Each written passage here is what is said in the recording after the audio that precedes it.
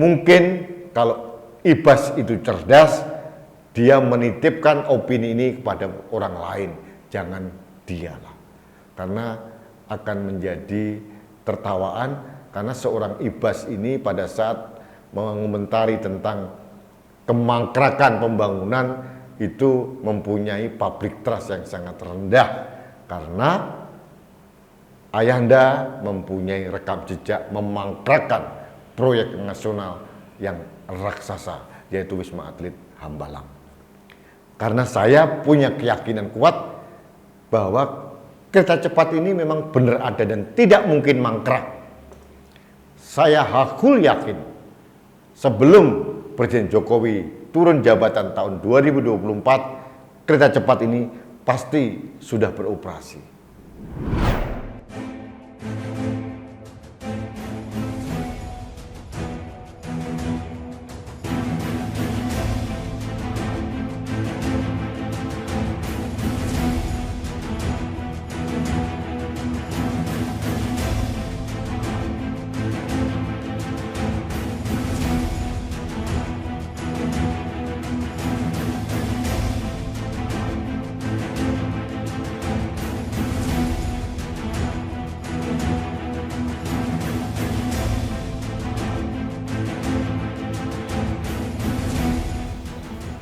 Halo sahabat Indonesia, kita bertemu lagi dalam Opini Rudi.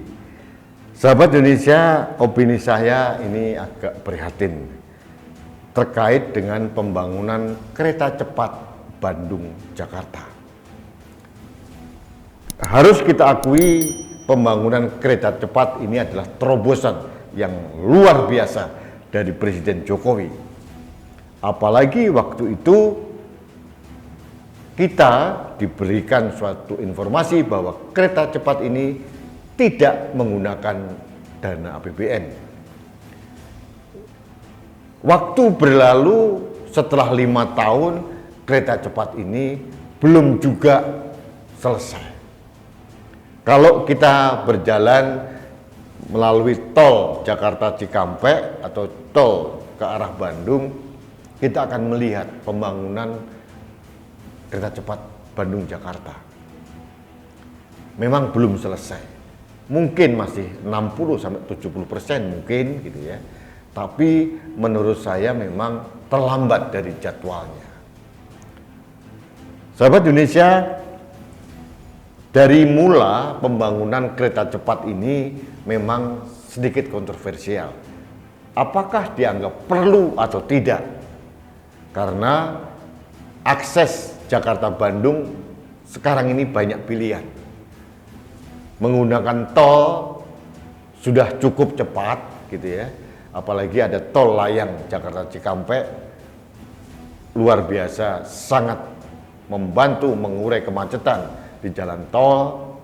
Kemudian juga ada kereta Bandung-Jakarta juga lumayan nyaman dan cepat.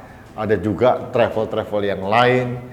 Jadi sebetulnya agak debatable perlu atau tidaknya kereta cepat Jakarta-Bandung, karena menghemat hanya 1 jam atau 1,5 jam. Nah, karena kontroversi ini, dulu Menteri Perhubungan Ignatius Jonan terkesan tidak sepenuh hati mendukung pembangunan kereta cepat ini. Karena pertimbangannya mungkin sama dengan saya. Perlu atau tidak sih saat ini? Dengan effort yang begitu besar, apakah konsorsium ini bisa benar-benar worth it atau layak atau sesuai dengan pengorbanan dan hasilnya dari pembangunan kereta cepat ini? Tapi sudah terjadi, pembangunan sudah jalan.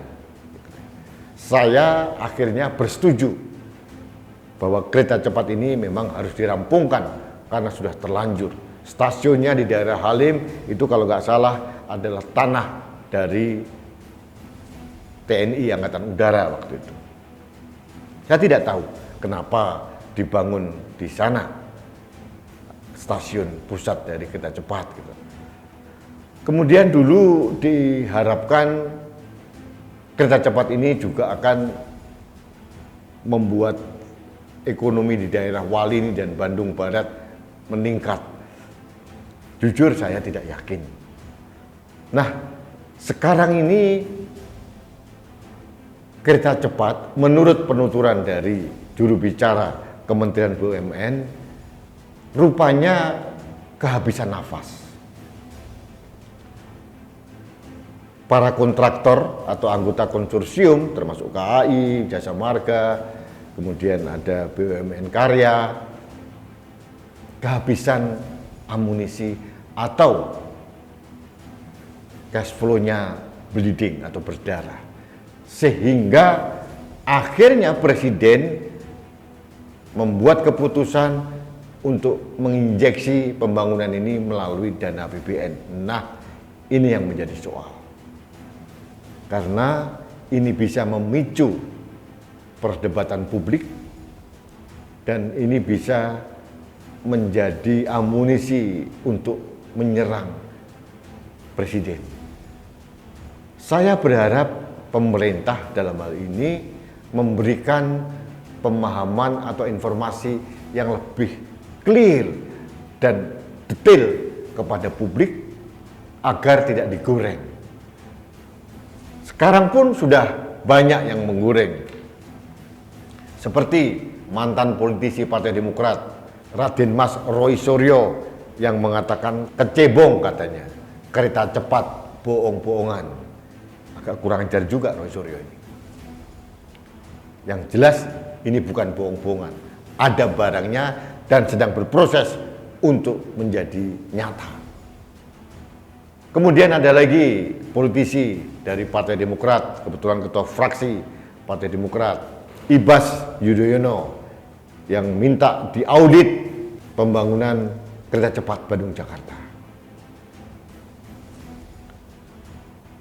Sahabat Indonesia, saya sangat mendukung pemerintahan Presiden Jokowi. Karena bagi saya, beliau adalah pemerintah yang sah berdasarkan konstitusi kita. Artinya saya harus menjadi pendukung yang objektif dan konstruktif. Kalau ada sesuatu yang menurut kami tidak pas, kami akan memberikan masukan secara objektif dan konstruktif.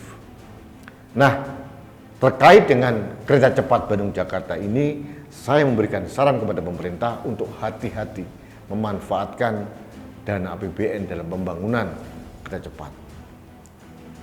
Dihitung dengan cermat bagaimana investasi dari luar negeri, dalam hal ini adalah dari Cina, kemudian dari konsorsium yang ada, dan dijelaskan kepada publik dengan jelas.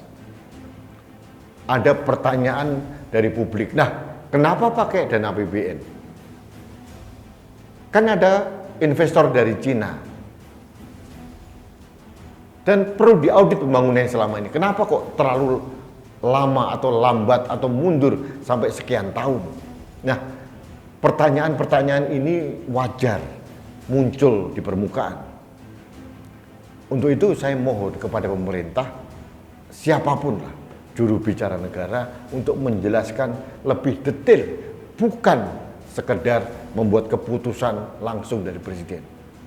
Pembantu Presiden harus melindungi Presiden.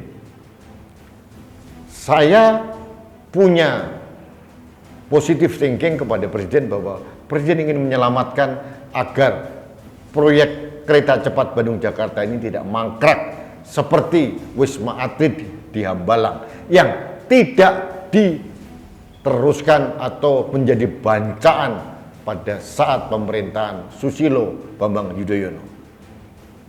Dan menurut saya Pak SBY tidak bertanggung jawab karena memangkrakkan pembangunan Wisma Atlet Hambalang dan uangnya sudah terlanjur menguap sekian triliun. Nah, jangan sampai terjadi hal seperti ini lagi. Artinya saya mohon sekali lagi kepada juru bicara negara untuk menjelaskan lebih rinci, detail mengapa perlu injeksi dari negara dalam pembangunan kereta cepat ini. Mengapa pembangunan ini mundur dan mengapa? Ini pertanyaan masyarakat. Jangan sampai ini diolah dan digoreng oleh kaum oposisi untuk menyerang pemerintah. Karena saya punya keyakinan kuat bahwa kereta cepat ini memang benar ada dan tidak mungkin mangkrak. Saya hakul yakin sebelum Presiden Jokowi turun jabatan tahun 2024, kereta cepat ini pasti sudah beroperasi. Sahabat Indonesia, ini menjadi pelajaran buat kita semua, termasuk pada Presiden dan pemerintah, untuk membangun infrastruktur berdasarkan prioritas. Dan yang paling penting, kita pikirkan dampak dari pembangunan infrastruktur ini.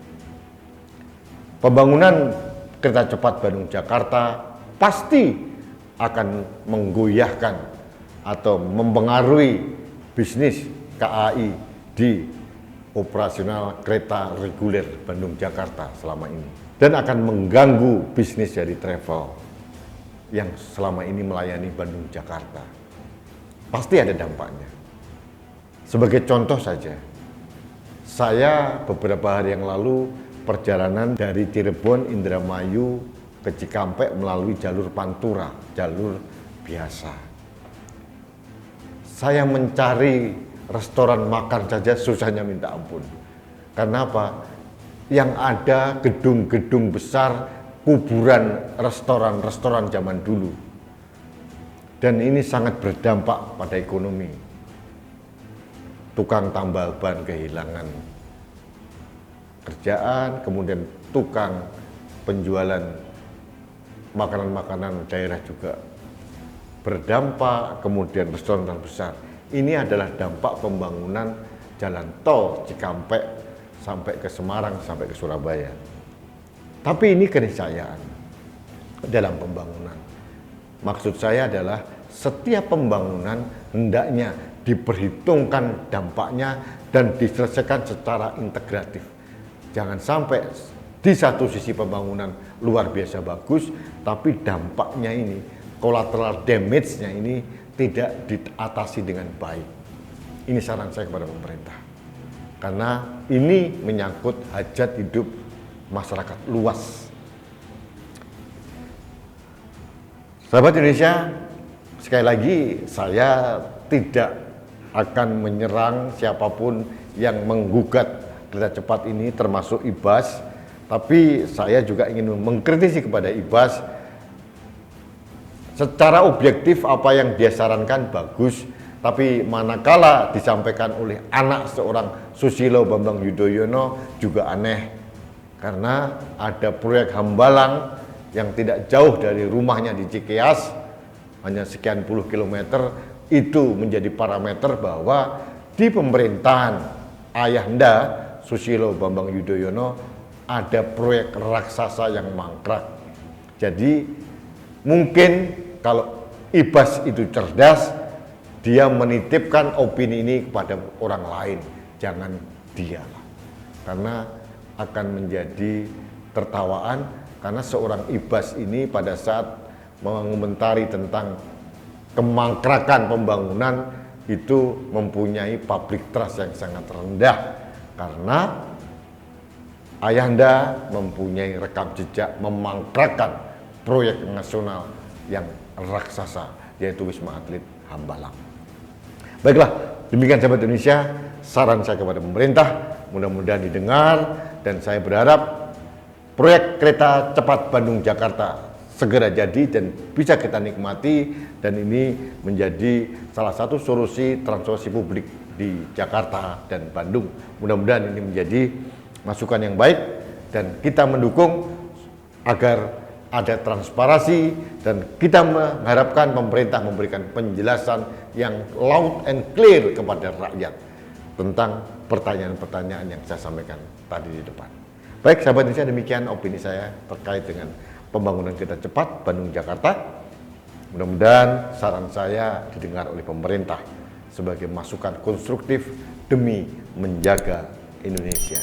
Baik, Sahabat Indonesia, tetap saya mengingatkan Anda jangan pernah lupa menggunakan masker, terutama dalam kegiatan sehari-hari, karena masker saya melindungi Anda, masker Anda melindungi saya, masker kita melindungi Indonesia. Salam satu Indonesia, salam budaya Nusantara, salam toleransi, salam sehat untuk Indonesia. Saya Rudi SK.